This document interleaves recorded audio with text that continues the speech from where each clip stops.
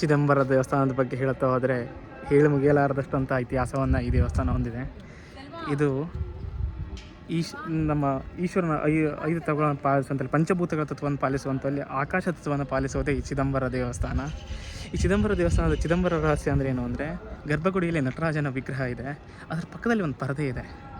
ಆ ಪರದೆ ದಿನಕ್ಕೊಂದ್ಸಲಿ ಪೂಜೆಯನ್ನು ಮಾಡಿದಾಗ ಪೂಜಾರಿಗಳು ಓಪನ್ ಮಾಡ್ತಾರೆ, ಅಲ್ಲಿ ಈಶ್ವರ ಲಿಂಗವೇ ಇಲ್ಲ.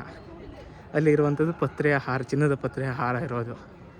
ಅದು ಏನನ್ನು ಹೇಳ್ತದೆ ಅಂದರೆ, ನಮ್ಮಲ್ಲಿರುವ ಅಜ್ಞಾನ ಪರದೆಯನ್ನು ಹರಿಸಿದಾಗ ಮಾತ್ರ ನಾವು ಜ್ಞಾನದ ಎಡೆಗೆ ಹೋಗ್ಬೋದು. ಒಂದು ಆಕಾಶ ತತ್ವವನ್ನು ಪಾಲಿಸ್ತದೆ ಇಲ್ಲಿ. ಈ ಲಿಂಗವೇ ಇಲ್ಲದೆ ಪೂಜೆ ಆಗ್ತದೆ ಇಲ್ಲಿ.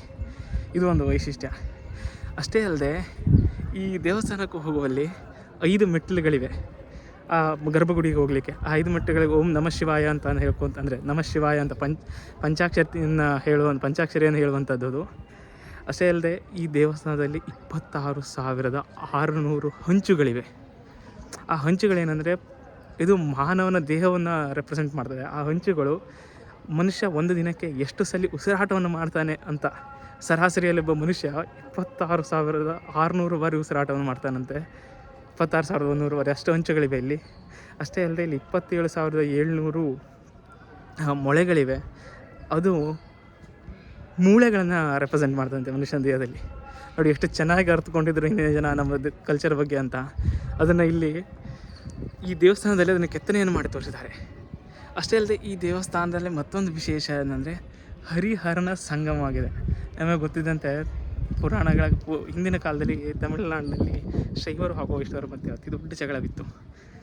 ಯಾಕಂದರೆ 8ನೇ ಶತಮಾನದಲ್ಲಿ ಶೈವರು ಇಲ್ಲಿ ಗೋವಿಂದರಾಜ ಅಂತ ವಿಷ್ಣುವಿನ ವಿಗ್ರಹವನ್ನು ಇಲ್ಲಿ ಸ್ಥಾಪನೆ ಮಾಡಿದ್ರು.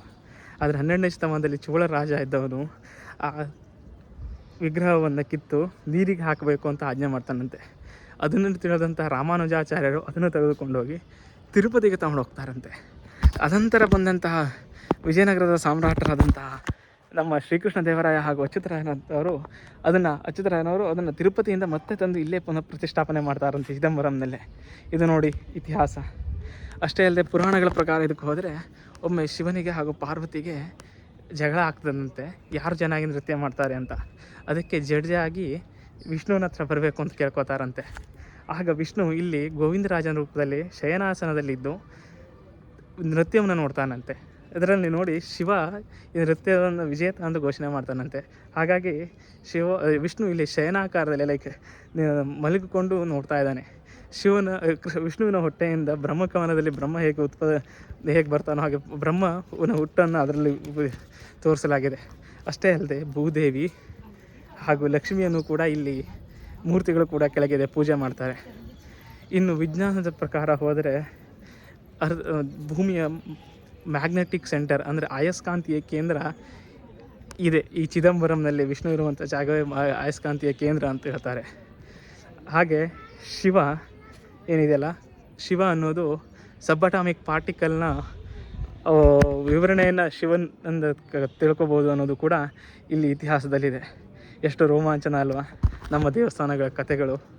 ಈ ಚಿದಂಬರ ರಹಸ್ಯದ ಬಗ್ಗೆ ಮಾತಾಡ್ತಾ ಹೋದರೆ ಮುಗಿಯೋದೇ ಅಲ್ಲ ಇದು. ಅಷ್ಟೇ ಅಲ್ಲದೆ ಇದನ್ನು ವೈಜ್ಞಾನಿಕವಾಗಿ ಕೂಡ ನಂಬುವಂಥ ಜಾಗ ಇದು. ಅಷ್ಟೊಂದು ಪ್ರಾಮುಖ್ಯತೆಯನ್ನು ಪಡೆದುಕೊಡುವಂಥ ದೇವಸ್ಥಾನ ಇದು.